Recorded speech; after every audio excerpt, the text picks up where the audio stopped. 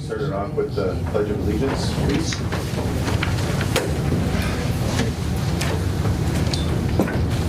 I pledge allegiance to the flag of the United States of America and to the republic for which it stands, one nation, under God, indivisible, with liberty and justice for all. Thank you and good morning, everyone. And good morning. We are here this morning for a public hearing notice for a proposed property tax abatement to I Falls Group LLC, DBA Cobblestone Hotel and Suites LLC. This development is located at 2602 Pleasant Avenue. Legal description as lots 1B, 12B, 13B, and lot 14C. Auditor's plat 30. Plat of, I think that's supposed to be Pleasant Acres. It says Pleasant Acres. Parcel ID is 92125-01011, 92125-01031, and 92125-01042. They're proposing a 87-room, 4-story Cobblestone Hotel and Suites with elevator, pool, breakfast area, turning into a restaurant in the evening. The abatement being considered to the developer is not to exceed $500,000 of county property tax over a 10-year period. Obviously, there's some goals and stuff that KEDA has went through and proposed and kind of has a recommendation as well. And at this time, I guess we'll hear public comment. Paul, do you want to head this off? And sure, I'll just, Mr. Chair, thank you. Gentlemen, good morning. morning. And I just on behalf of the KEDA board, I want to thank Lawrence, Mike, and their team at Cobblestone for putting this together, and we realized a number of things, just how tricky it can be, especially during a pandemic, to finance a hospitality project in this market. But their persistence and their partnerships and their patience has paid off and brought us to this point today. So again, thank you guys for all your patience in this and your investment in our area. It's been long overdue. And one of the things that we looked at, obviously, we want them to be successful here in our market, and we think they will be based on the scale of the project, the amenities that are going to be offered, and the location. We just think, and the management team. These guys have been at it for a while, and they've got other properties, so we know that they have a good track record and they got a good partnership here. One of the things I would note as part of this process is the city has already approved the abatement for their portion of the taxes. And they did so as part of a rigorous analysis by Northland Public Finance, which was a public finance agency that provided a review on the project, and felt that they were qualified, and in their assumptions they did a financial analysis as well as a market analysis, and that they felt that the assumptions that these folks have made were in line. They also felt that they met the but-for test. In these smaller markets, the ability to fully finance a project of this kind is very difficult without some sort of public assistance. That's true of a lot of places in smaller rural areas, and that's been the trend for some time. So they gave their blessing, and the city, in turn, provided their abatement for a 10-year period, matching the counties. So again, we have not had a hospitality facility built in International Falls proper since 1986. This is going to offer a different experience, a different price point, and a number of different amenities, which we think will really help them be successful on that at that location. The other thing, in talking to Mike, they really want to work with the local clubs or teams to support bringing up programs and events here in the community. So they want to be a partner with the community to really offer their facility as a means to attract additional tournaments, ATV rides, those kinds of things, and they look forward to working with Tricia and at the Chamber and the CVB as part of that. So Kita wholeheartedly gave their support after a lot of analysis and a lot of back and forth, just to make sure that they were meeting all of the county's requirements as part of their abatement process. So with that, I just again thank you guys for your patience and thank the county for their support to this point in the project. Thank you, Paul. Maybe there's a local investor, Lawrence. Would you like to give us a little rundown and stuff of the process and stuff over the last couple of years? Yes, I'll be very brief. I just wanted to mention that this was one of the more difficult projects that we had to do, mainly because of the lack of investors and so forth. But we did overcome all these obstacles, and we are on track and on budget to build this facility here in International Falls. It's going to be a very nice facility. And maybe Mike, you want to add a few other things? I just want to also add that I've got about 42 years experience in the hospitality business, and we did see International Falls as a market that was right for this type of project. Mike, you want to add anything to that? Yeah, sure. Thanks, Lawrence. And again, I'd like to thank the local community there for the support that we've had. As Paul has mentioned, this has not been an easy road. We've been pursuing this for close to 3 years now. About a year and a half ago, Lawrence and I were just about ready to hang it up and walk away from our investments, which were considerable at the time. And again, the costs in that area to develop this type of a property are significant. But we were able to overcome those issues. Definitely dealing with investors was tricky. Obviously anybody who gets involved with this type of venture at some point down the road would like to see some kind of a return. And so the margins here are very, very thin. We believe we can make it work. Again, as Paul was mentioning, we have many ideas in terms of helping. We'd like to partner with the county and with the city to really develop promote the area. Obviously, there's benefits here for all. So we're heavily engaged.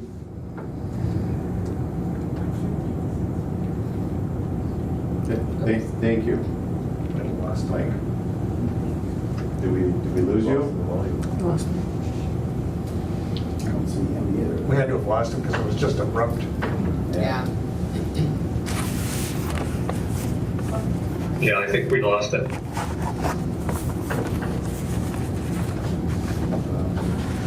Anyone else, Trish? Yeah.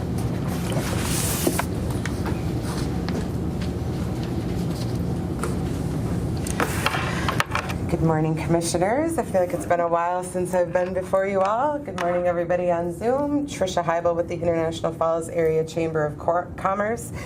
I'm here to really echo a lot of what Paul said of our overall support of the project in its entirety. To Lawrence and Mike and your team, we just definitely appreciate your commitment through this. We understand, I hear where you had challenges and difficulties. We're always open to the feedback and talking about that experience and finding how can we improve that? How can we continue to work as a community to smooth that path, to make it a lot easier for entry when people are coming and wanting to make these type of investments into our community.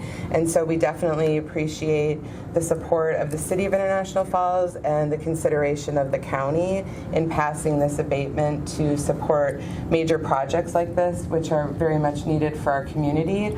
We also, I would like to just acknowledge I appreciate your recognition of the potential for your investment in International Falls. I think tourism is something where, as a community, we've kind of teetered around, right? We do it, but right, I don't know if it's always been our top focus.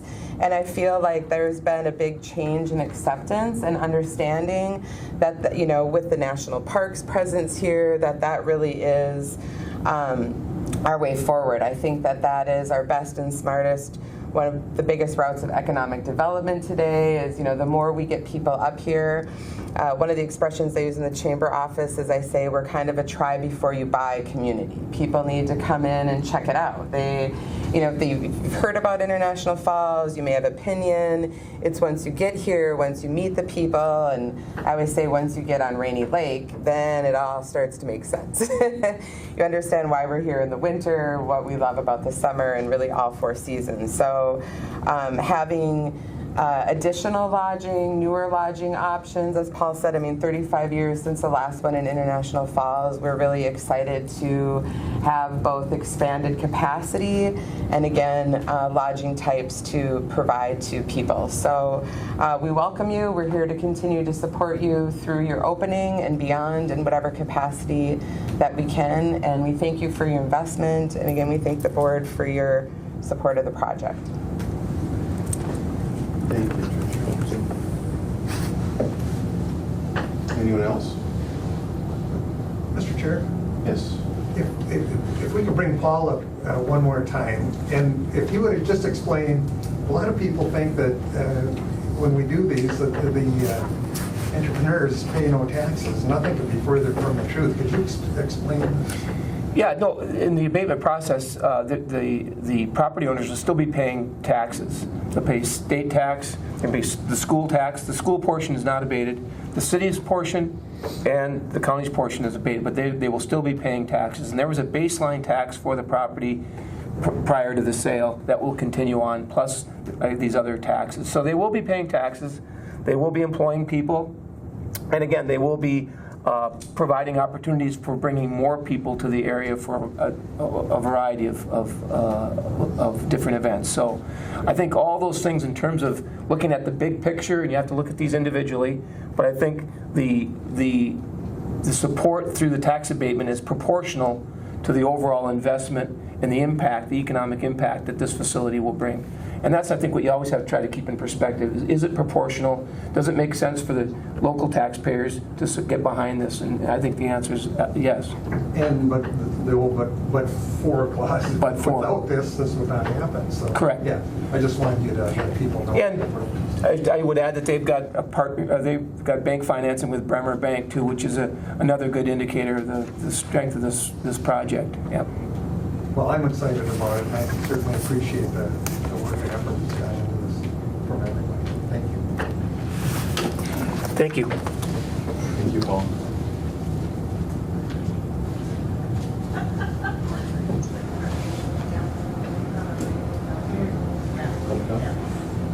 Yeah, Mr. Chair, if I can.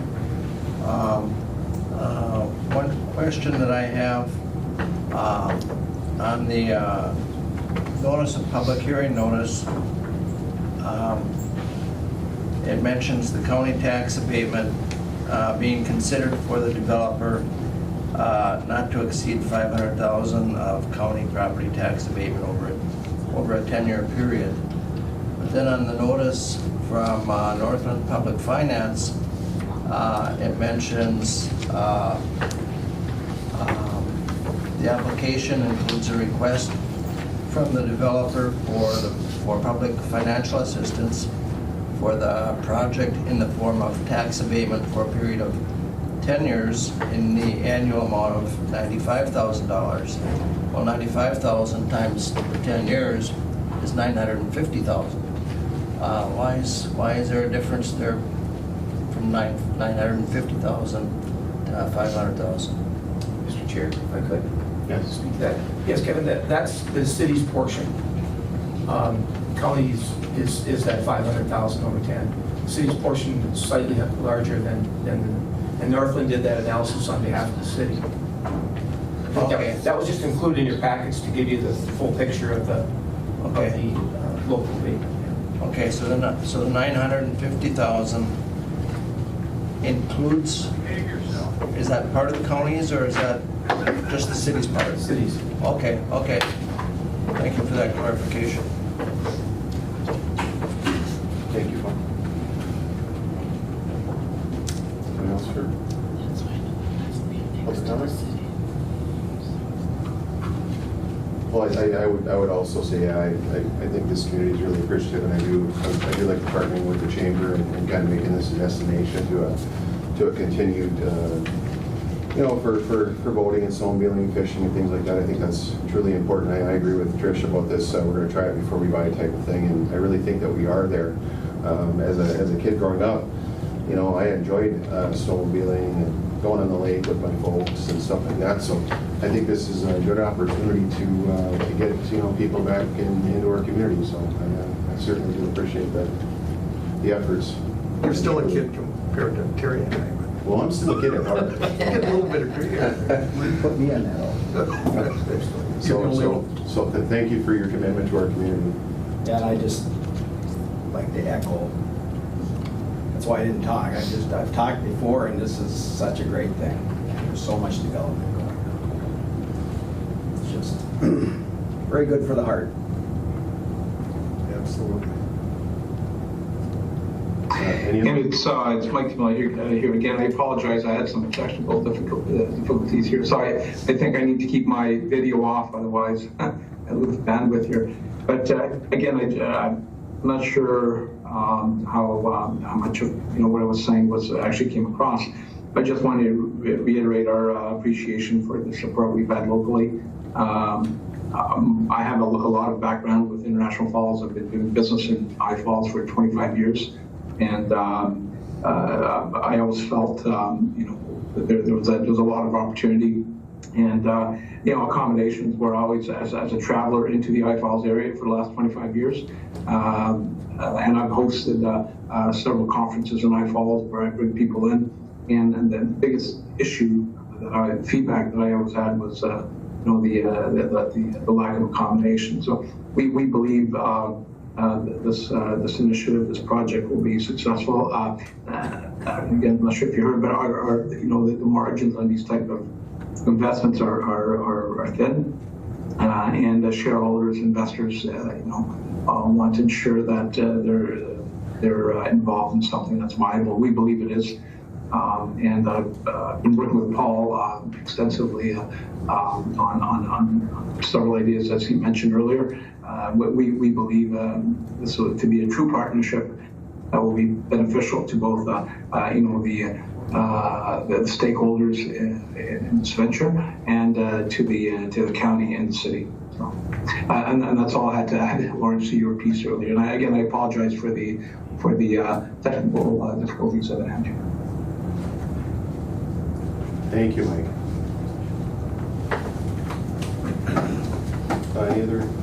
Any other comments? Online or in person? Hearing no other comments, we will close the public hearing. And thank you. Thank you all. Thank you and welcome to the Koochiching County Board of Commissioners meeting for Tuesday, July 27, 2021. First order of business is to approve the proposed agenda with additions and/or deletions. We do have one addition that we were given. That's correct. Just in addition to, we will put that addition, we'll call it addition 1, between items 6 and 7 under county business.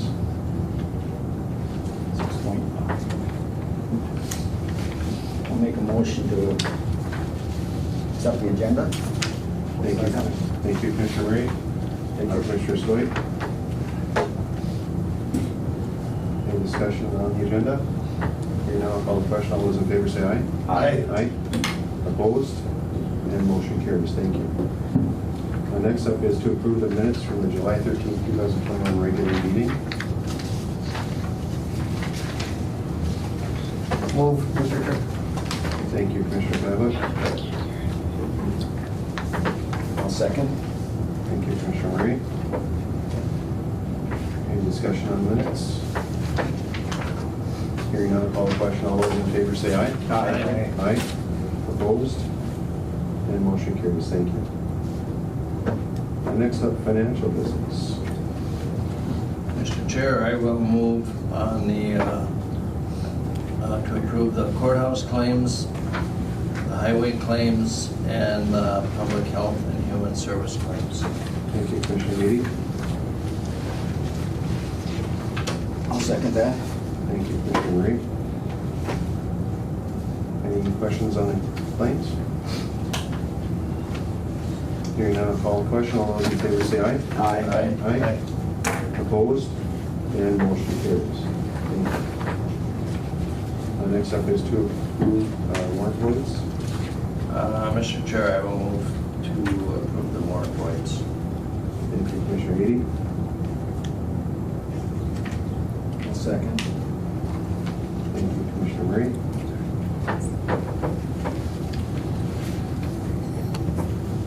Any discussion on the warrant votes? Hearing none, I'll call the question. All those in favor say aye. Aye. Aye. Opposed? And motion carries. Thank you. Next up is human resource business. Morning. Morning. The light list today, I just need to approve an employment separation of Mark Wild from the E911 dispatch correction officer position. Chair will accept the motion to approve employment separation. I'll second. Thank you, Commissioner Pavlik. Thank you, Commissioner Meady. Any discussion? Please thank Mark for his service. I will, yes. If there's no other discussion, I'll call the question. All those in favor say aye. Aye. Aye. Opposed? And motion carries. Thank you. Thank you much. Thank you, Dylan.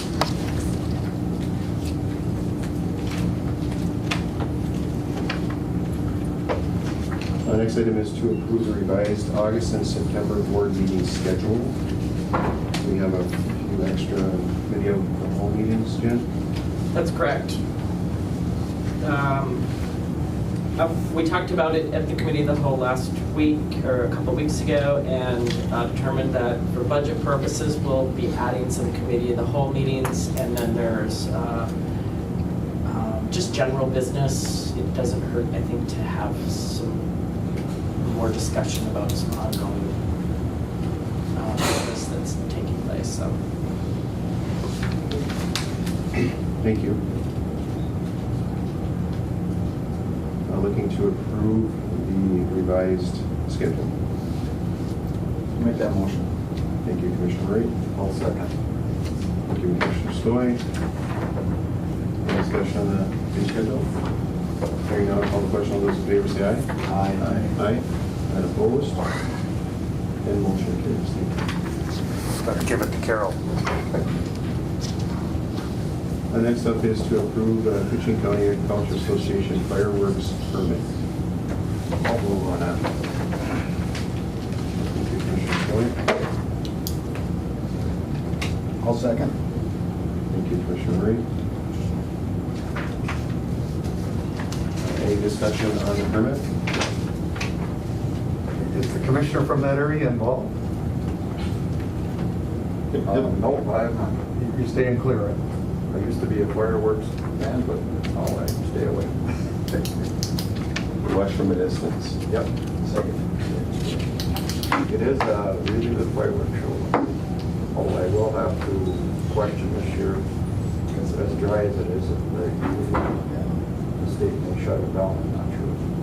But where do they do it at the fairgrounds? Again, I'll be right at fairgrounds. I guess that would be one of the considerations with being as dry as it is. Who has the overall say so far as would it be the DNR or something like that, or? I guess that I don't know. I guess we'd have to talk to Fair Board, but I'm assuming that if there's a burning ban or something on it.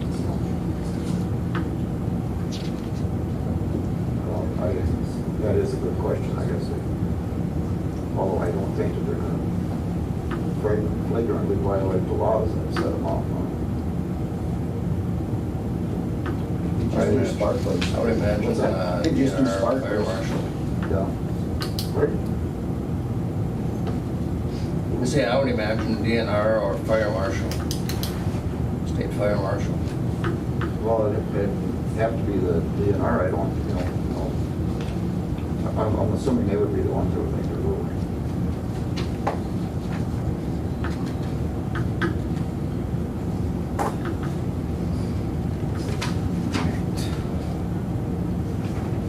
We have a first and we have a second. Is there any other discussion? Hearing none, I'll call the question. All those in favor say aye. Aye. Aye. And opposed? And motion carries. I'm gonna have you go ahead and sign this right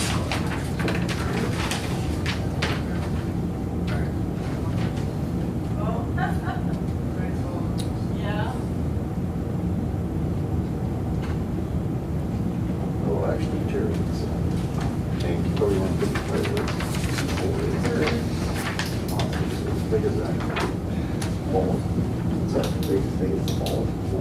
Cheap. Next item will be the addition to authorize Central Counseling to submit a proposal to the Minnesota Department of Human Services for state bonding funds to design, construct, or relocate furnished and equipped facilities for regional behavior health crisis centers as a partner of the county, and further to authorize the county to be fiscal agent for the bonding funds upon successful award of the proposal. Do you have any other additional information? Hi there. Allison O'Hara with Northland Counseling Center.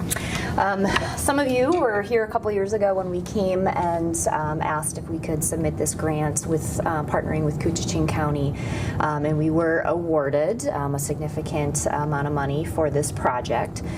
Since then, the state has actually released some additional funding. It's an identical grant, so the application is identical, which makes it awfully nice for me to be able to copy and paste. But essentially, we're asking if the county would be the applicant partnered with Northland Counseling. It requires them to be partnered with a nonprofit, and the recipient must be a public entity. So given that we have this partnership existing already, we're hoping to submit for a lesser amount of money. There is a lesser amount of money that's available.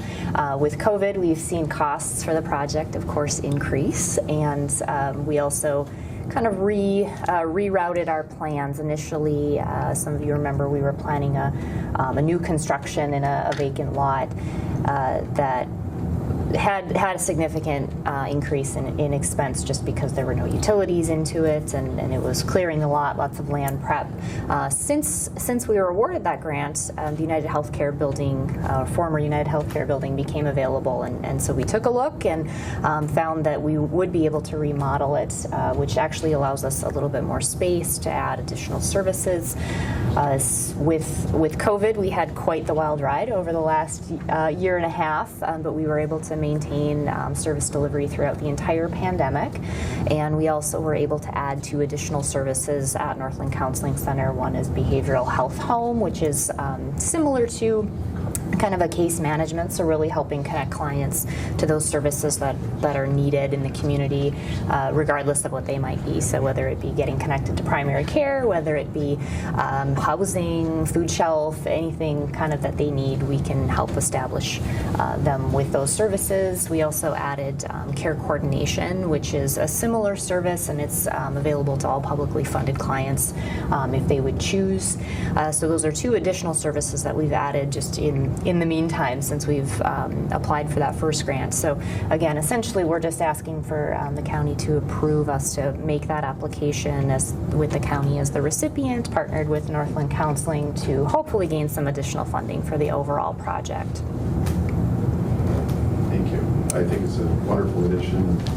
Would be continue to be too. I know Christian Brown has lots of great things through Northland, so we certainly appreciate your efforts. I know it's a lot of work coming through from Jen's detail, and the last one was very detailed, so Yes. we certainly appreciate the efforts on your part and see a review more. So Okay. I'd just like to thank Northland not only for expanding like they are today, or presenting today, but as Director of Human Services, I found Northland to be a very strong ally with us with our mental health services. They were always there when we needed them. We went through some trying times over the years with mental health in our area, and I just can't say enough for all that Northland's done for us. As Director of Human Services, they were always there. That's all I can say. Very happy. Well, as chairman, I can tell you how proud I am of that organization. I've been there for 30 years. We gave gray hair to the two people who've been running the organization over the years too, including Chris. Now he's starting to get comfortable. But anyway, yeah, outstanding work. The one, if I could, Mr. Chair, the one negative component, of course, is the Bacchus AB. Because we're going to be leaving that. But I mean, we were way out of balance. It wasn't feasible anymore. So if we hadn't been able to get the property and the grants, so I don't know where we'd be today. So yeah, it's been quite a. Thank you for coming up here and explaining. It's going to be a real asset. And all I can say about Northland, I probably won't vote any of this since I am the chair, but I mean, I can't tell you the good they do in these communities. It's unbelievable. And you know that, Terry. Yeah. What we see with all our times. I'm proud of them. Anyway, thank you. Thank you. Thank you. Chair, would accept the motion to approve the grant moving forward as a partnership with Northland. I'll make that motion. Thank you, Commissioner Lee. One second, Mr. Chair. Thank you, Commissioner Lee. Any further discussion? Hearing none, I'll call the question. All those in favor say aye. Aye. Aye. Opposed? And motion carries. With Commissioner Ballard abstaining. Thank you. Thank you. Allison. And thank you.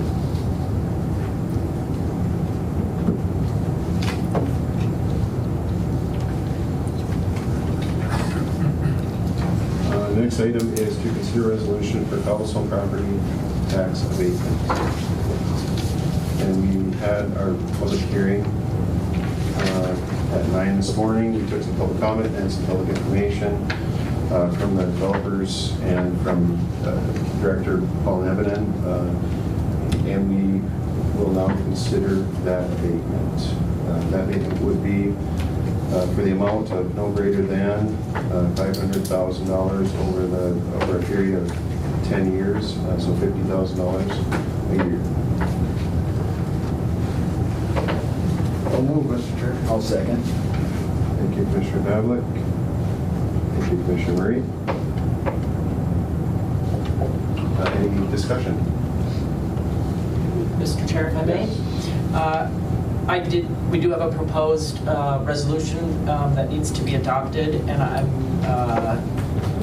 I just want to make sure that the board motion includes that this resolution will be subject to an acceptable tax abatement agreement that's executed between the developer and the county. And we have a draft ready, and it's in review right now, so. Good. Thank you. Yep, and I'm fine with that. Okay. Okay with that? Yes. Thank you. Any other discussion? I'm a long way. Yeah, it's moving forward. This is exciting, honestly. It really is. This is, you see the big picture and all the parts of the wheel are starting to come together. So we certainly appreciate everyone's work. With that, I'll call the question. All those in favor say aye. Aye. Aye. Opposed? And motion carries. Thank you. Again, thank you for your commitment.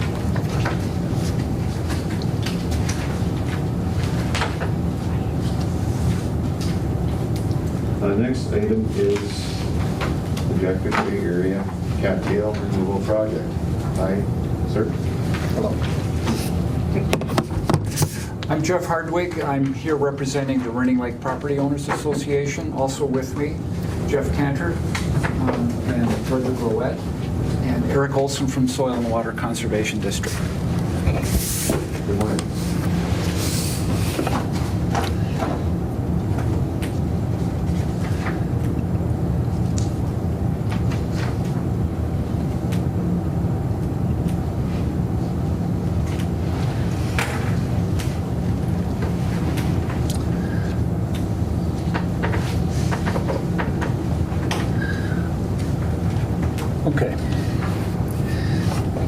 So we call our project the Jackfish Area Water Flow Restoration paired with non-native hybrid cattail removal.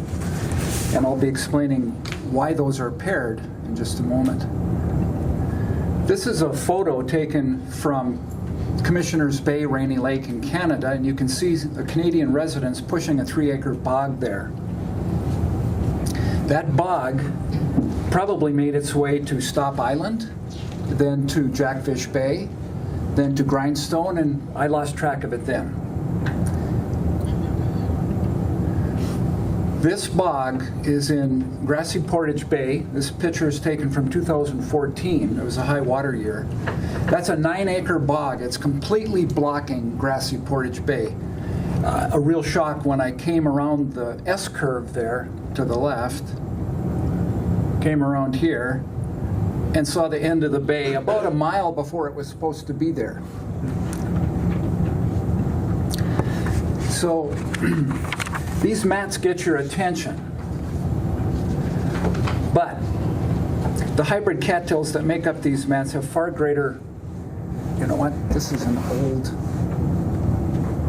old presentation. Oh, is it the wrong one? Yeah. Oh.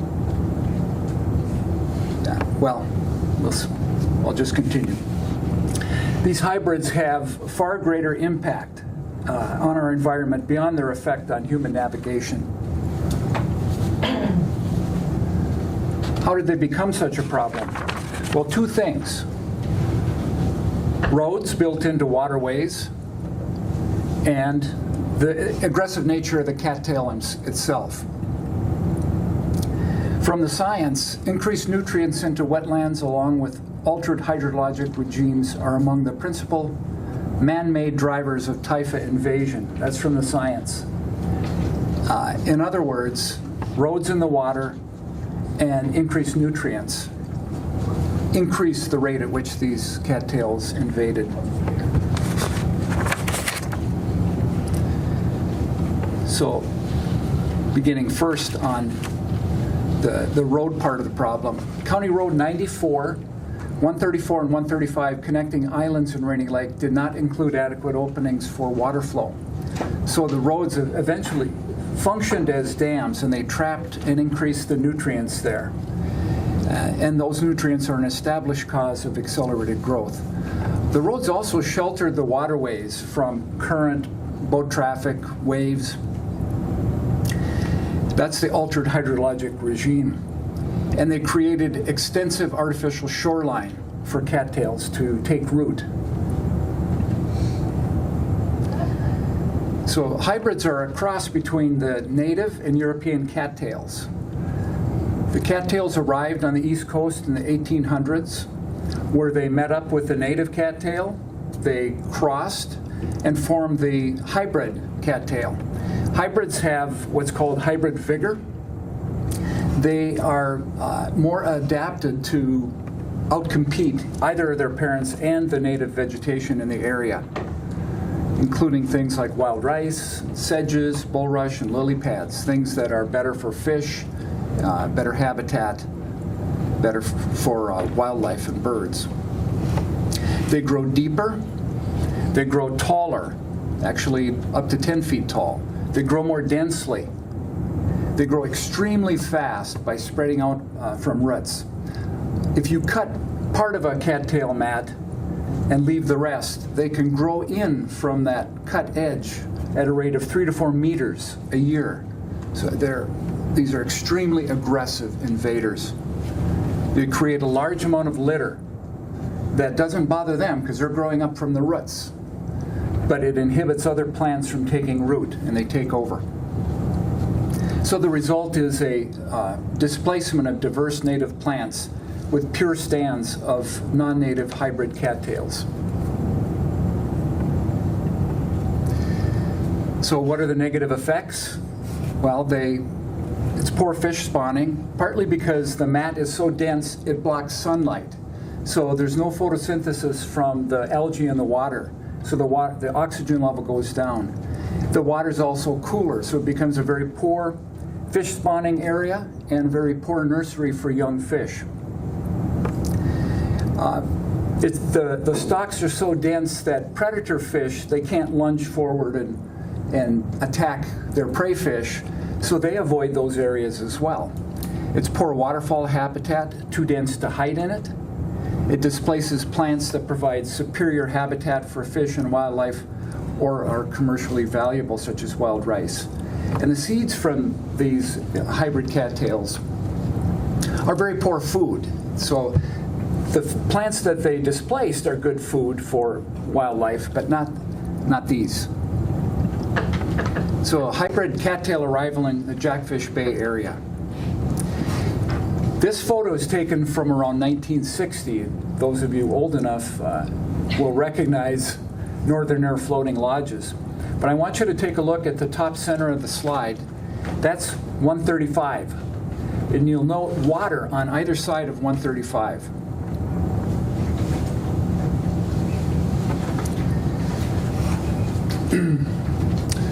Before I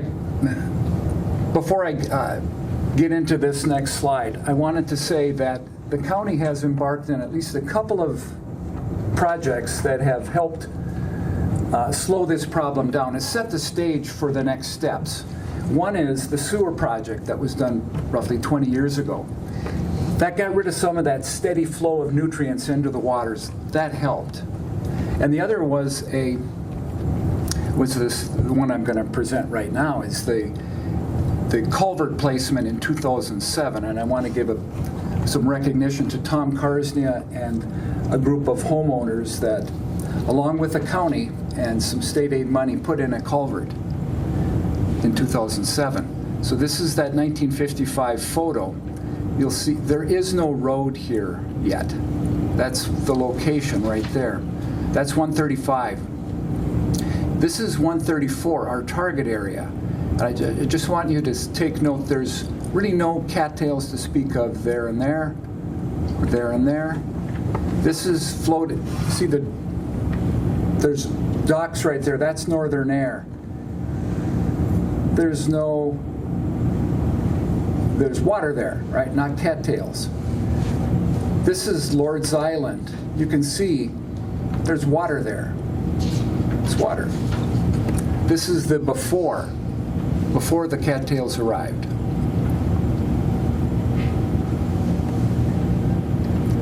Fast forward to 2004. They have completely taken over all those areas that I mentioned.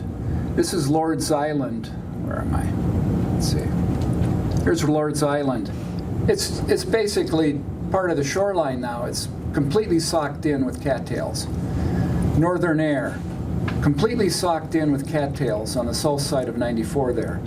Here's 135, no more open water.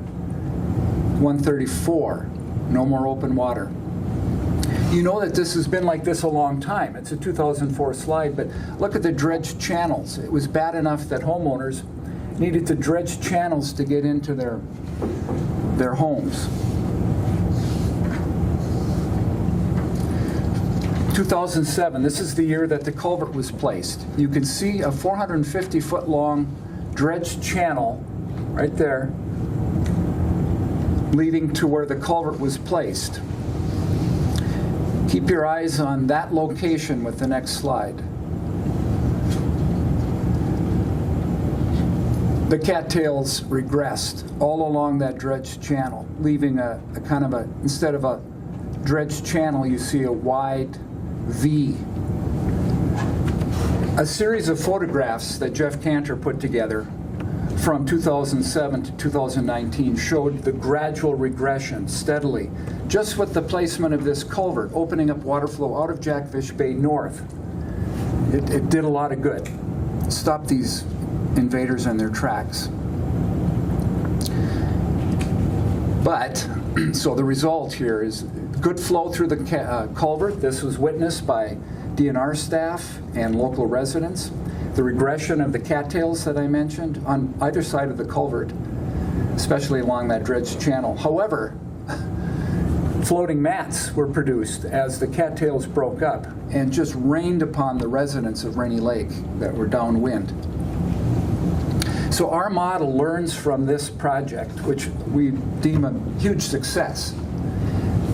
So we are trying to adopt what the lessons learned from that project. We are restoring water flow in 134, but we're removing the cattails. And this then enables the restoration of native plants in order to prevent floating mats and also to get back some of the habitat that was lost. So Rainy Lake Property Owners Association, in partnership with Koochiching Soil and Water Conservation District, is seeking a Conservation Partners Legacy Grant. We're going to restore water flow through 134 by placing 6. This isn't my most up-to-date presentation. I'm sorry about that. I'm not tech savvy, so this is the older. We are planning 6 arch culverts in 94. It's every 40 feet towards the center of 134. We're removing 9 acres of non-native hybrid cattails on either side of 134.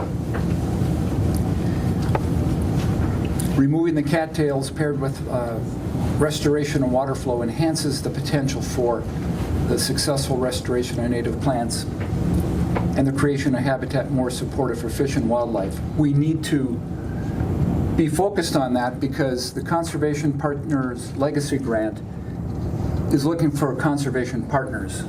It can't be other reasons like pure recreation or those kinds of things. Here's the arch culverts. It's a better shape. This is from the second handout that you got from Reed Plum and Jerry Warmbold. They wrote this article, and it's a bit of a brief primer on hybrid cattails, but you can see the cattails grow almost starting on shore, rooted, and they have flotation in their stems. It's how they get oxygen down to the plant, down to the roots. At some point, that flotation causes the tangle of roots to dislodge from the bottom and float to the surface, where, like with hydroponics, they continue to grow out into water much deeper than they would otherwise be able to grow. But then wave action can sever and cause those floating mats. And then those floating mats colonize other areas of the lake. These things are they need some sort of management in order to preserve our waterways. But you can read more about that in that handout. So the machines that are used, by the way, the park has explored 5 or 6 different methods for controlling cattails. Some were more successful than others. The most successful method was the swamp devil. It basically macerates the floating roots, just makes mincemeat out of them. Then there's a sickle bar for the rooted cattails. They're not floating, they're still rooted. The sickle bar on a boat called a Moby Track size down the cattails that are rooted under the water level, which floods the root. If you do it when they're growing in the summertime, kills the plant. A harvesting barge comes along and collects all that debris, which is enormous, and then for cattails that are growing around rocks where you can't put that sickle bar in, there are Red Max weed trimmers. So this was our first rather ambitious goal, was to remove 26 acres on either side of 94, 134, and 135. That was scaled back to a more manageable project. This is the 9 acres of cattails on either side of 134, most of them on the east side. The 6 culverts go right in there.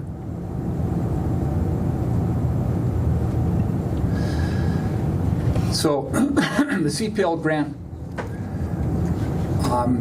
pays for projects that are up to $400,000. The application period is opening up in a few days, and the deadline is September 20th. We must have a 10% match. We have to convince them that this is a habitat-focused endeavor.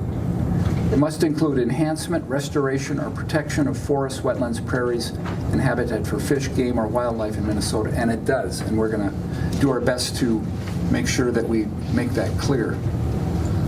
Now, at this point, Eric, do you have the estimates for our ask? It was basically 10% of the, it was a 10% match of the, whatever our total was. I think around that. Yeah. Mark. I'm sorry I don't have a slide for this on the one that's showing, but the placement of the culverts costs $210,000. Removing the cattails, we estimate, will cost $50,000. Trucking off the debris is going to cost $173,000. Oh, thank you. It's going to cost $173,000. A native seed mix, after we cut the cattails, we're going to use a native seed mix, the same mix that the park has used to reseed their cut areas. We are keeping open the option of planting wild rice if the site is suitable to wild rice planting. Because the cattails produce so much litter, the Rural Fire Protection Association has agreed to collaborate with our project and is going to be removing, thank you, is going to be removing the straw from the previous year by doing a prescribed burn. That will remove a lot that we won't have to truck off. And so they are donating that as part of a training exercise, so that's going to help. So the total amount comes to $436,690. What we are asking for is just a little bit more than 10% of the total project cost, or $44,000. And by assisting with the hauling off of the cattails, the cut cattails, there are roughly there's roughly 20,000 cubic yards of cattails that are produced. And this is all in the handout that I gave out.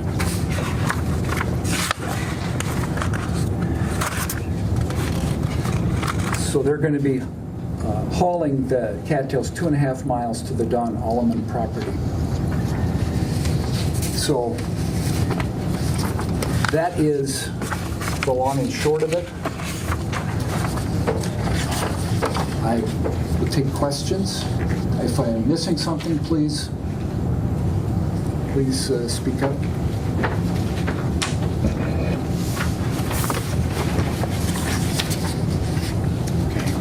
Well, thank you. That was, I think real important. I think we got through the packet and stuff, at least what I read there, I can see the goal of what's going on there. And you can definitely see that the cattails are encroaching on, I believe, because of the water flow problem, is a big part of that. Just one question I had. Like, say, when you put them 5 or 6 culverts there across the just whatever road. 134. 134. Are you going to let that naturally, that natural water flow take care of some of the cattails, or you're planning to remove the 9 acres on the, what it's called, the east side immediately or shortly thereafter? Shortly thereafter, we'll be removing those cattails because they just, all they can really do is break away and float. No good place. And so by removing them also, you open the waterway to plant something else, or to let something else from a seed bed grow up naturally, which it will. There's something under there already. And so we wouldn't expect that the water flow produced by putting those 6 culverts would remove all the cattails either. It might remove some localized cattails right nearby, but not 9 acres of cattails. It's not adequate to the task. But it'll help. It'll allow some water to flow through there. It'll get rid of the nutrients, and it's a step toward restoration. Thank you. Thanks. Any of the studies that you've done, did you find other areas on the lake as bad as this, or are you guys just focused on yours? These cattails are all over the country. The Voyageurs National Park did a study in Kaptogama and in Cranberry, and did genetic marker studies, microsatellite studies, that found that they are 98 to 99% the hybrid cattail and invasive. So you can't really tell just by looking at them which one there are. You could maybe get 60% right, 70% right, but the only way to know is with genetic studies. But these are hybrid cattails. These are not native cattails that we're talking about. And so Jackfish Bay is every bit as bad. The west end of Jackfish and the areas in the park where they're cutting, they're bad. They're bad wherever they go. Any shallow waterway that gets these cattails, they take over. What's the, is there any estimate of them coming back in full force again down the road, or is this going to help keep that from happening? Or is there some preventative stuff that has to be done down the road? It's one of the reasons for restoring the water flow. If you just cut the cattails and didn't do something with the water flow, that's exactly what would be predicted to happen. Very likely, the homeowners may have some hand in keeping them from getting reestablished on their property. The handout points out ways that they can do that.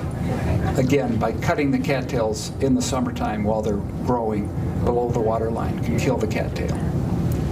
If you're going to do a lot of that, then you need a permit from the DNR, but I would expect that the situation has changed enough from when it was illegal to cut emergent cattails without a permit, or emergent vegetation without a permit.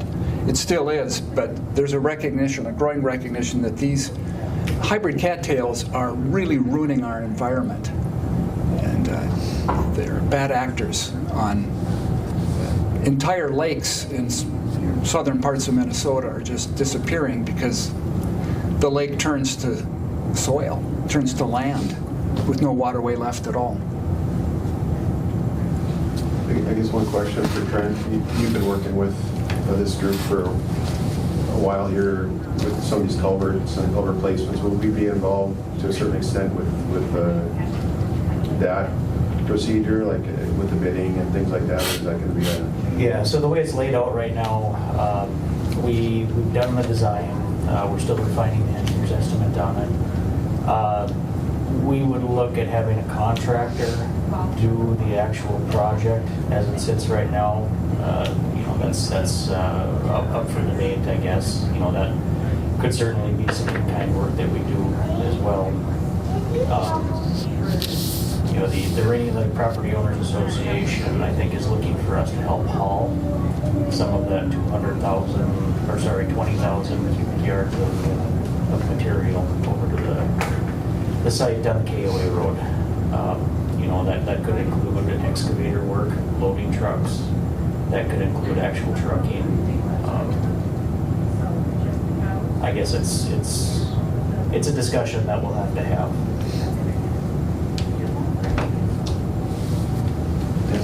I don't know if I'll put you on the spot and ask this, but is it something that you're concerned about, the amount of work for the highway department to do it? As far as the material goes, 20,000 cubic yards, we wouldn't be able to do it. We could take a portion of it. We could help out there. But 20,000 yards, that's 2,000 truckloads over the course of, maybe a month, or, if we did it ourselves, we'd probably have to spread it out over the entire summer. Just wondering.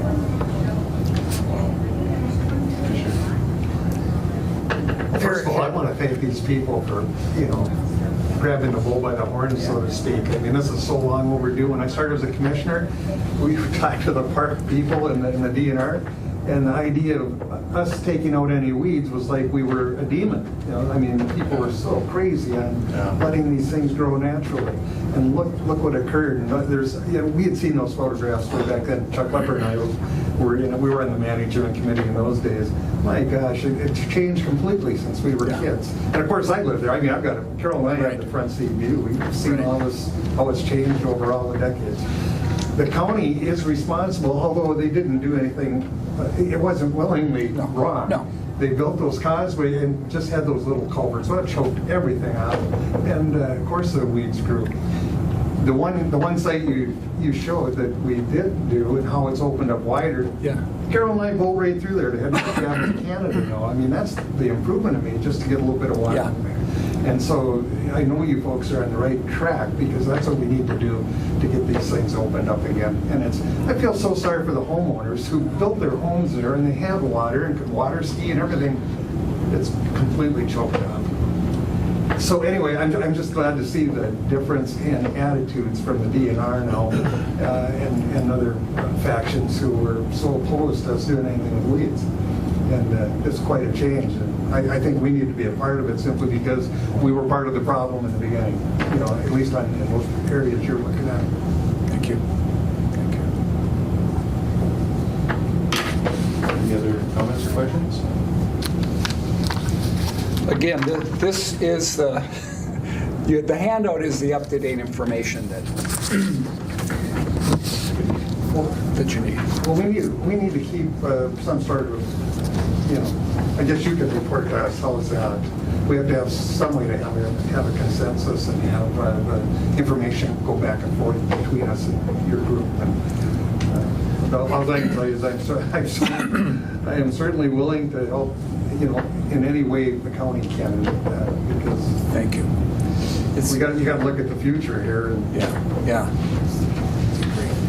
As Trent pointed out, the help we're asking is for the in-kind trucking help with removing the debris, which is enormous. Eric has been in contact with a contractor to do the majority of it, but we need at least 10% of that expense being covered in order to get the grant. It's a necessity for the grant. We told the park superintendent we were going to commandeer his cutter and go take out some. And he chuckled. It's funny how attitudes have changed, though. I mean, but again, I thank you guys for bringing the light on this, because nothing shows it more than that. So, and I'll tell you one thing: if we don't get on top of it, it's going to get much worse. That's right. It's true. Thank you. Thank you, Jeff.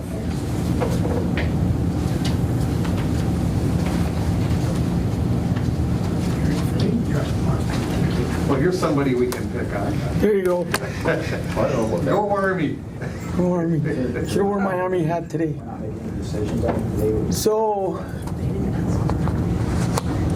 Well, just bring to the attention, we're just following the purview of the highway department. Would that be how this could work, if we're able to meet any type of resolution as a partnership, or what would you be looking for, or what would you need to kind of move this forward? So the Rainy Lake Property Owners Association will likely be looking for a resolution in partnership with the grant, and that could come in the next few weeks.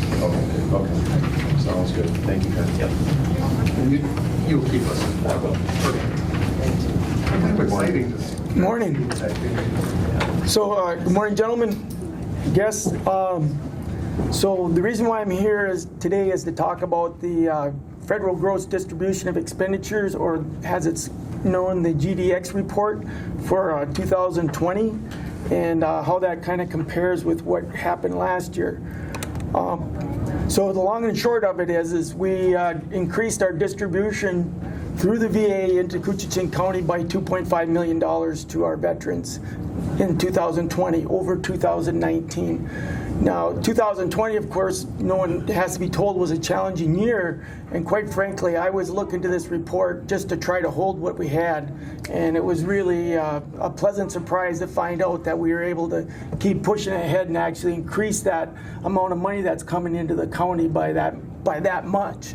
And once again, like last year was a very significant gain at about $1.5 million. And now this year gaining $2.5 million over the top of that was really substantial and, I think great news for the county. The only grain of salt that I see come out of the report is they reduced the number of veterans. So in 2018, they had the estimate around 1,500. Then that dropped to 1,060. And then from 2019 to 2020, they dropped it down to 974, which basically our state grant, that's $10,000 every year, basically our allocation dropped to $7,500. Big scheme of things, that's probably not a big deal. I'm going to be in communication with the state grantors and say, hey, that's pretty close.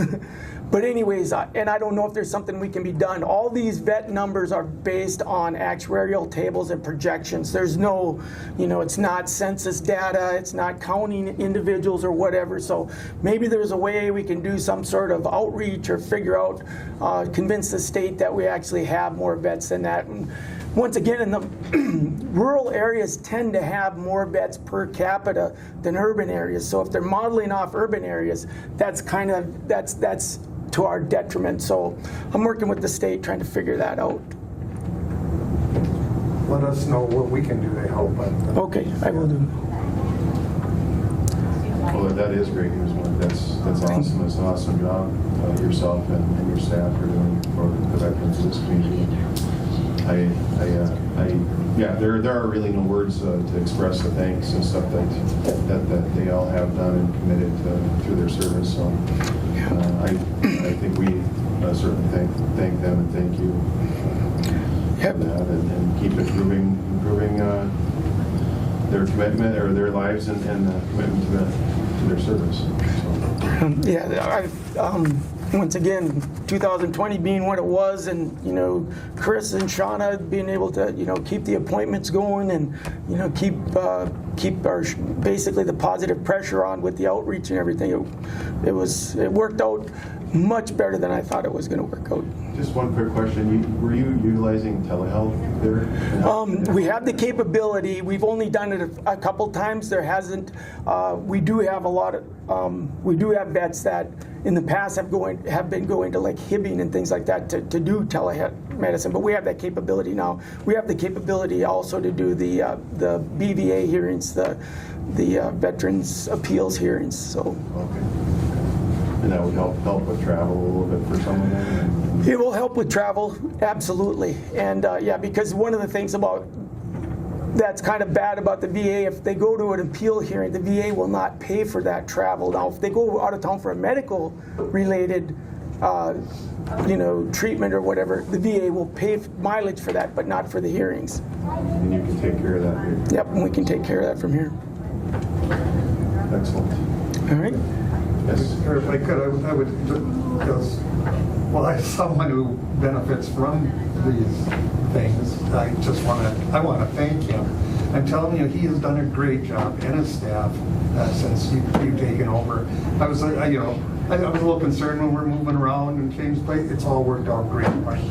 You've done a great job for these veterans. Well, thank you, and I'll certainly pass that on to Chris and Shauna too, because they've been outstanding. I can't thank you enough on behalf of those veterans and Carol and I. Thank you. Thank you, gentlemen. All right, gentlemen. Thank you. Thanks, Mark.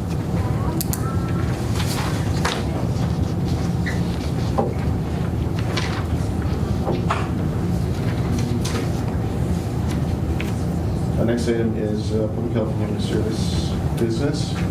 Hi, good morning, Kathy. Good morning. And we have some renewals. I'm going to put a few of these together so that the ones that are alike.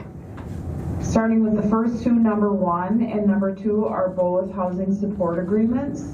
And that's just our yearly renewal of those. Nothing has changed with those.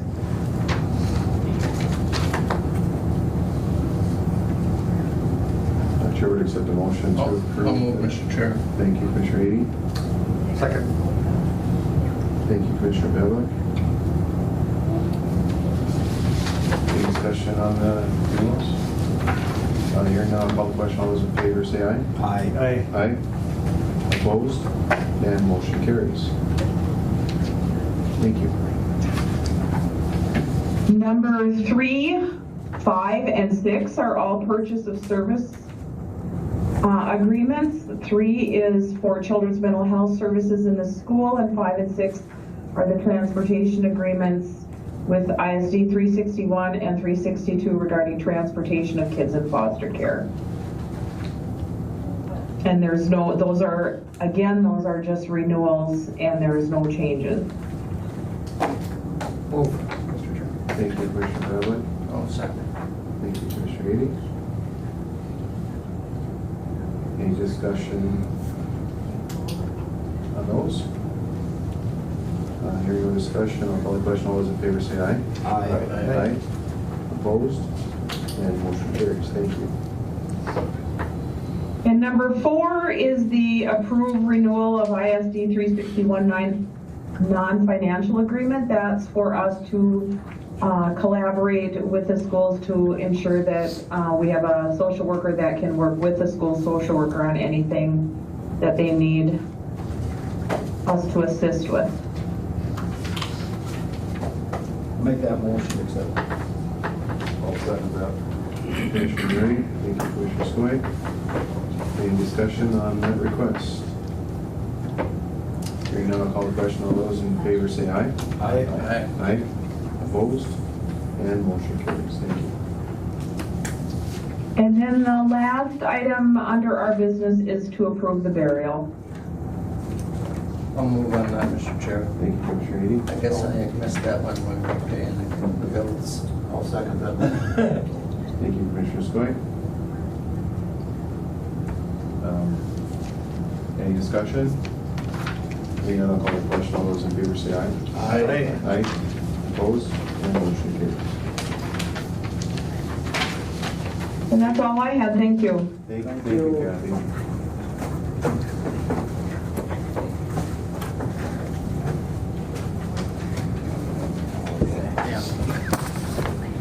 Well, we got somebody we can pick on. Yeah. Yeah, you're safe. Yeah. Good morning. I have Kurt Kennedy with me. He's one of the owners of Boondocks Bar and Grill. The Boondocks Bar and Grill is requesting approval of a conditional use permit on their parcel to construct a new campground consisting of a maximum of 22 campsites for use by strictly RVs with self-contained wastewater tanks, as well as install a state-approved dump station for septage. The Planning and Zoning Commission met on Thursday, July 8th to hold a public hearing on the conditional use permit application. That parcel, I believe you guys all know where that's at, but it's located on the easterly side of Highway 53 in Ray, and the proposed campground will be located behind the existing bar and restaurant there. The subject parcel is currently zoned C1 Commercial District. Again, the proposed development includes constructing the new campground consisting of 22 campsites for use by strictly RVs with self-contained wastewater tanks, as well as installing a dump station for septage.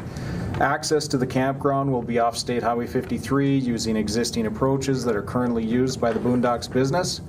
The Planning and Zoning Commission made the recommendation to approve the conditional use permit for up to the maximum of 22 campsites for use by strictly the RVs with the self-contained wastewater tanks, as well as install the state-approved dump station. Contingent upon the campground meeting all Minnesota Department of Health regulations, as well as the owners must generate a list stipulating the campground rules to be handed out to all guests that stay in the campground. And a copy of the rules list handout must be submitted to the County Environmental Service Office for the file. And I included the staff report and other correspondence in your packet. And so there were a couple people that had concerns and asked a lot of questions. And I'll let Kurt kind of just explain his proposed campground and maybe address some of the concerns that people had at the meeting. So. I guess it's, like Matt said, we're just looking at putting 22 sites in. We are going to have some water out there, not so much for the campers. I'm going to have 4 hydrants out there, more or less for fire protection. If the campers need it, it's treated water, so I mean they could use it to fill a camper, but that's not what it's designed for. And like I said, we'll be putting in a holding tank, which we'll have to have a licensed hauler empty that. And the farther I look into it for what we got to charge, I don't think it's going to get used a lot. Most of the other dump stations are pretty reasonable, $5-10. Ours will be double to triple that just for what the hauling costs are. So I don't see it filling up real often. Some of the concerns were noise and pets, and there was somebody was concerned about erosion and traffic and stuff like that. And I think at the meeting we addressed most of it. We certainly don't want our neighbors upset with us out there, so we'll run a fairly tight campground. I mean, I don't want noise going on at 2 o'clock in the morning because we stay there too, so I don't want to be woke up either, you know. So, and our main focus is, I think you're probably aware that we're trying to push the ATV trails in there, and we just think it'd be a great opportunity to get people up into this area. We addressed that actually this morning, so we are working on that throughout the area. Yeah, absolutely. So like I say, I think it'd be a great starting place for them. They can take off from there. Once the trails are in, they can ride from there to Lake Superior legally. So it'd be a big asset. So we're just trying to jump on board and offer that campground for them. So.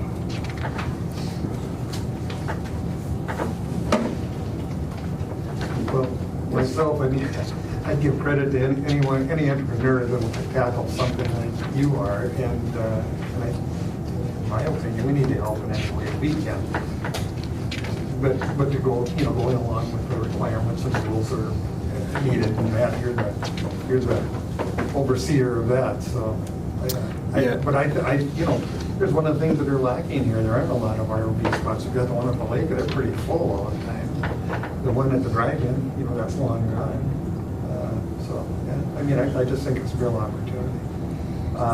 Obviously, you got to have concerns about the neighbors, but they are kind of fire threatened.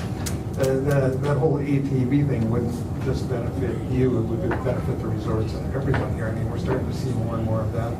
But it's got to be done correctly and all those things too. But like I say, I like to honor people who are willing to take a big stake and put their money out there and try to make it work. It's not easy. So. Thank you.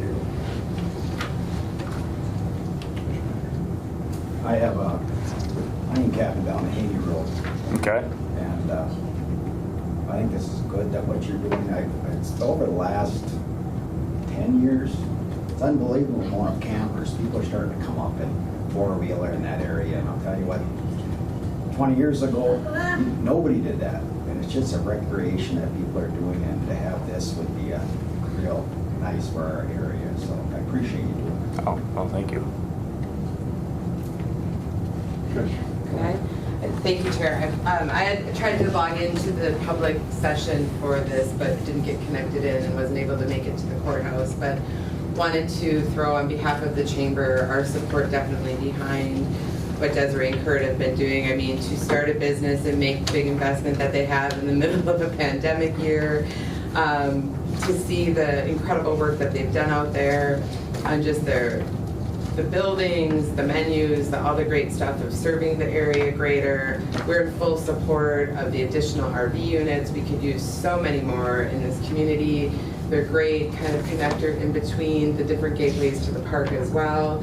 People want to be in the middle if they're going to Rainy, if they're going to Cap, if they're exploring the woods. So we appreciate your consideration and recognition of, again, that same advancement in tourism and more things for people to do and places to stay when they come up here. Thank you, Trish. Thank you. So I did want to say a couple more things. So Kurt and Desiree are planning on having a licensed installer install the holding tank, or that will be used for the dump station. Of course, they'll have a licensed pumper that will pump it. And then one other thing about RVs, our zoning ordinance doesn't allow RVs as permanent locations to stay unless they're located within a campground, a campground that has a conditional use permit. So, having those facilities in place certainly helps. There's people out there that want to just move campers wherever, and we have to let them know the only place that they can be is at places that have been designated as campgrounds. Now, if they move in and out and it's not permanent, that's a different story. But they can't just leave them there as their permanent dwelling. So just letting you know that.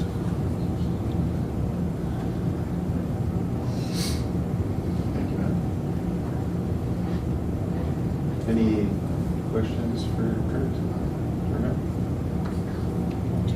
I think we appreciate your investment too. It's a good thing. Moving forward, the big picture of everything, similar to the hotels and stuff that are going up. I think some of this stuff with the four-wheelers and snowmobiles and camping is the next thing, I think, too. I think people have a little more liberties and maybe more resources to do that fun stuff. So it's always good to get them here to do it. It is a nice area. We got lots of roads out the woods too, so that to cruise down. So we appreciate that. Thanks. And if I could, Mr. Chair, it's actually, I'm surprised that it's thriving. Carol and I are at the resorts in my district. I mean, they're all busy and, people want to come up here and they can't go to Canada. So it is an opportunity right now to attract people and keep them here. Absolutely. Any other comments? So I would accept a motion to approve the conditional use permit. I'll make that motion. Thank you, Commissioner Murray. I will second that motion. Thank you, Commissioner Skoye. Any other discussion? Hearing none, I'll call the question. All those in favor say aye. Aye. Aye. Opposed? And motion carries. Thank you.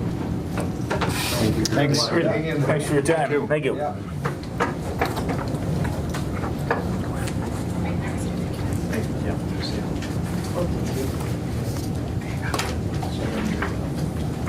Here's the person we've been waiting for. At least you're not going to pick on me. We gotta give you some more gray hair or something. Yeah.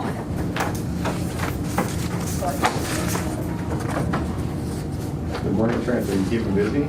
Yes, we are very busy, very busy. So we have 4 items to discuss. The first one would be authorize the Highway Department to purchase a new disc mower. We spoke about this at the last board meeting to get quotes on a disc mower. We received 2 quotes. The low quote was from Northland Lawn and Sport for $10,185.89. The other bid that we received was from Ironhide Bobcat for $11,781.87. The Highway Department is requesting authorization to purchase this disc-style roadside mower from Northland Lawn and Sport for $10,185.89. Vote on that. Thank you, Commissioner Stoy. I'll second. Thank you, Commissioner Murray. Are they able to give you delivery right away? I'm not sure about delivery. There shouldn't be a long lead time, though. Weeks, not months. Any discussion on the mower? Hearing none, I'll call the question. All those in favor say aye. Aye. Aye. Opposed? And motion carries. Thank you. Our second item would be to award the 2021-2022 propane contract. This is for the outlying areas for our garages. Every year we go out for quotes. This year Lakes Gas came in low at $1.30 per gallon. Rainy Lake Oil came in at $1.44. Feral Gas came in at $1.59. This is a pretty substantial increase from last year. Last year we saw prices under $1. Things are a lot more volatile this year, I guess. So we'd like to lock in at that $1.30 a gallon with Lakes Gas. Sorry. Mr. Chair. Yeah, second. Thank you, Commissioner Edy. Thank you, Commissioner Pavlik. Any discussion? We almost have to move on it because it's not going to go anywhere, but no question about that. Hearing no other discussion, I'll call the question. All those in favor say aye. Aye. Aye. Opposed? And motion carries. Thank you. Thank you. Our third item would be authorize the Highway Department to enter into a purchase agreement followed by closing for parcel 14-007-13000, otherwise known as 3365 County Road 24. Now this is in reference to the overpass project that we have out on the Van Linn Road. We've talked about this before in committee of the whole meetings. This particular parcel is substantially impacted by the project.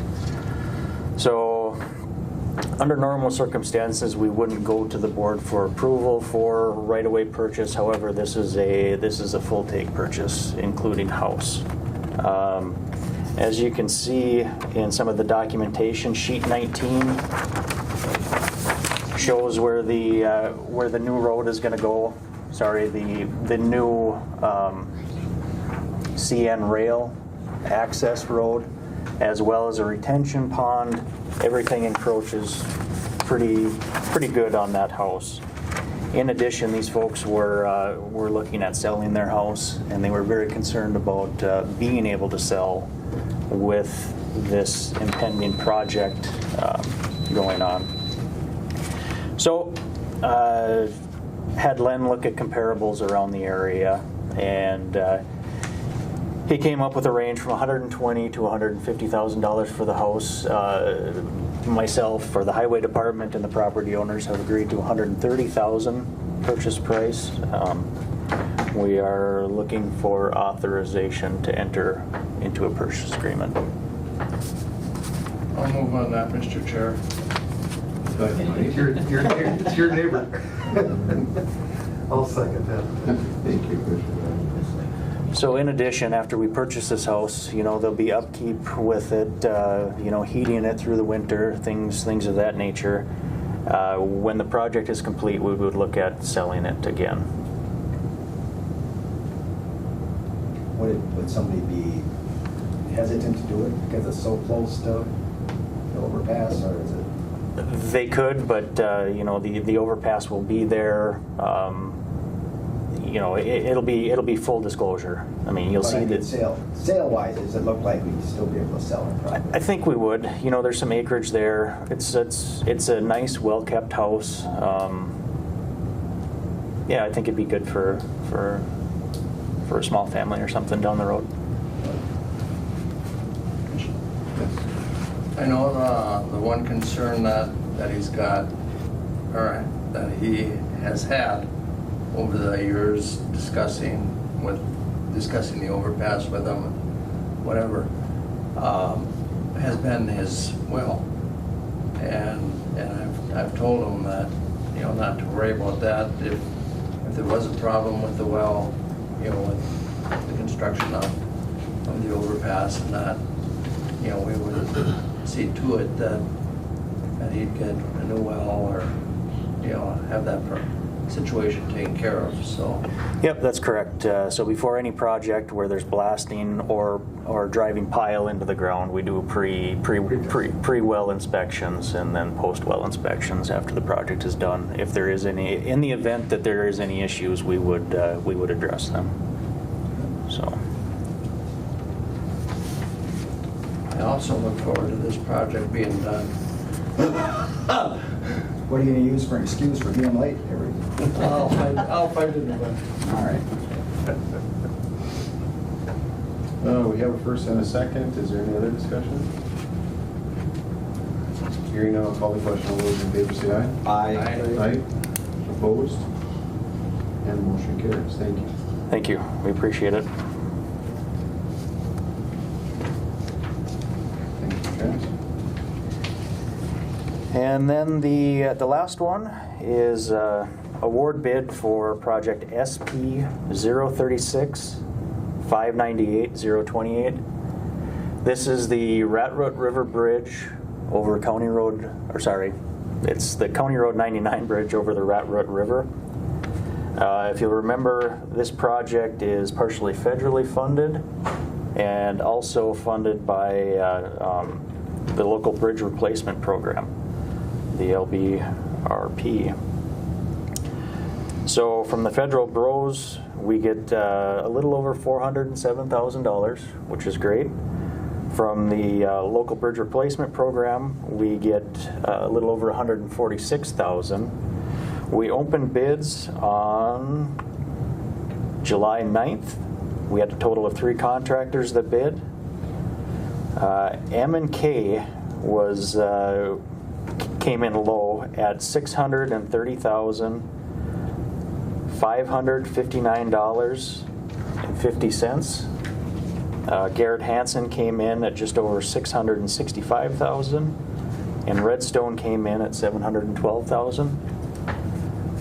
With these federal projects, they look more at low bid as opposed to best value for the county, which we've kind of went to.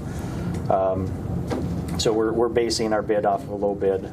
Engineer's estimate was $586,509.50. The highway department is recommending that we award to M&K Bridge Construction Inc. for $630,559.50. And to expand, I know based off the original engineer's estimate, the county would have to fund approximately $33,000 of that. When submitted to the feds, they did not increase their allotment to us, so the county portion would be $77,369.55, which is still a good deal with the amount of money or the amount of funds that we're getting from the federal government and the state.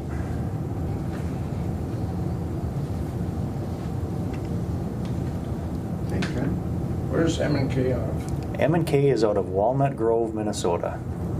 Walnut Grove? Walnut Grove. Wow. So that's kind of, what is it, south central, maybe southwest a little bit. Yeah. It's a long hike. It's a long hike. It's where the Waltons grew up. The Waltons. No, it wasn't the Waltons, it was the Eagles. Yeah, the Ingles. The Ingalls. Yeah. Sorry.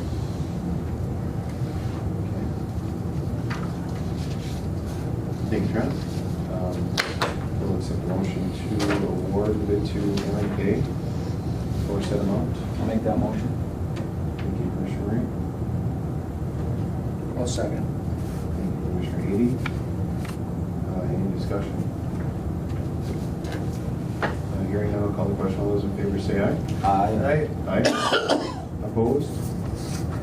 And motion carries. Thank you, Trent. Thank you. I've spoken with M&K and they would like to get started as soon as possible, so there's a chance that maybe this project will be complete and the road won't have to be closed over the winter. Good. So, Perfect. yeah. Thank you. Thank you. Thank you.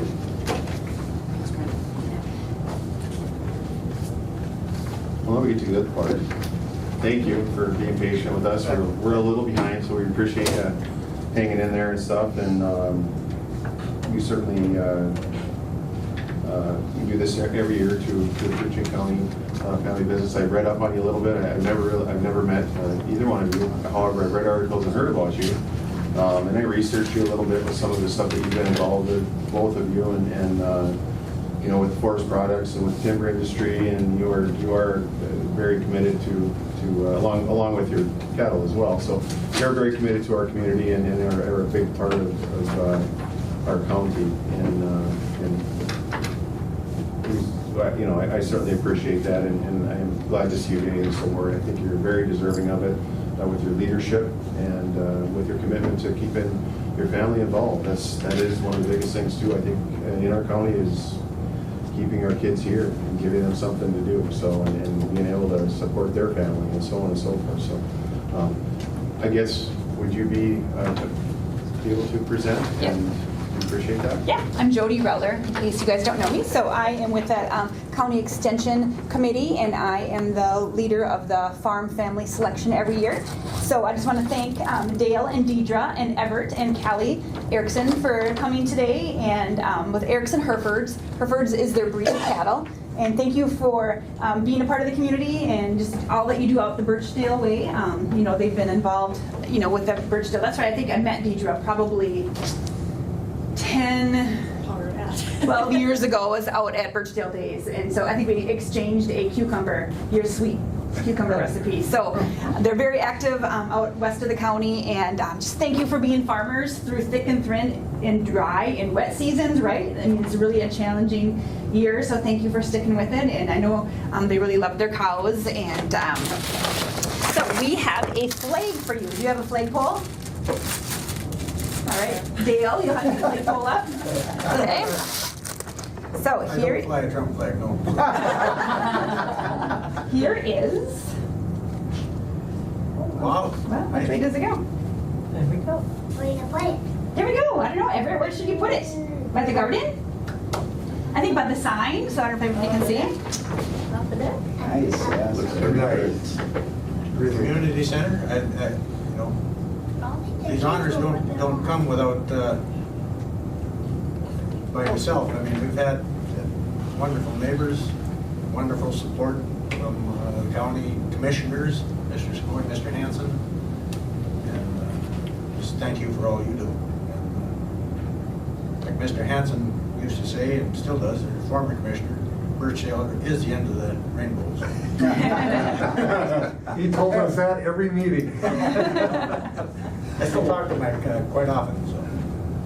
They deserve a big. Yes, thank you.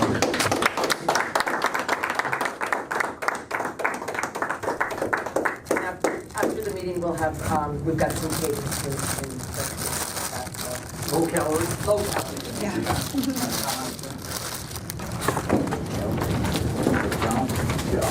We just have to adjourn.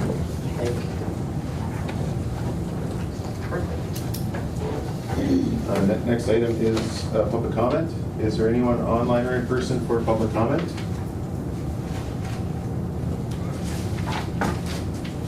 No public comments. I will accept the motion to adjourn. Commissioner Swift.